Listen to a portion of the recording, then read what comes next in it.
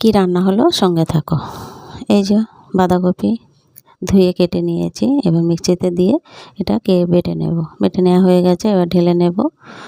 ঢেলে নিয়ে এবার বেসন দেব, লবণ দেব, হলুদ দেব, আদা বাটা, জিরে বাটা আর লঙ্কার গুঁড়ো, অল্প একটু স্বাদ মতো মিষ্টি দিয়ে ভালো করে মেখে নেব। মেখে নেওয়া হয়ে গেছে, তেল বসিয়ে দিয়েছি, তেলটা গরম হয়ে গেছে। এবার হাতের সাইজে একটা একটা করে বড়ার মতো কেটে নেব, কেটে ভেজে নেব। উল্টে পাল্টে ভাজা হয়ে গেছে, এবার কড়া বসিয়ে দিয়ে শুকনো লঙ্কা, তেজপাতা, পাঁচফোড়ন ফোড়ন দিয়েছি। এবার আদা বাটা দেব, এবার বাটা মশলা দেব।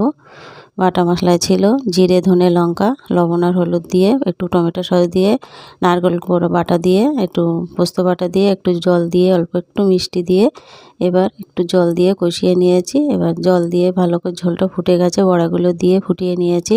কেমন হয়েছে কমেন্টে জানিও। এবার আদা, গরম মশলা আর ঘি দিয়ে নামিয়ে নেব, রেডি হয়ে গেছে।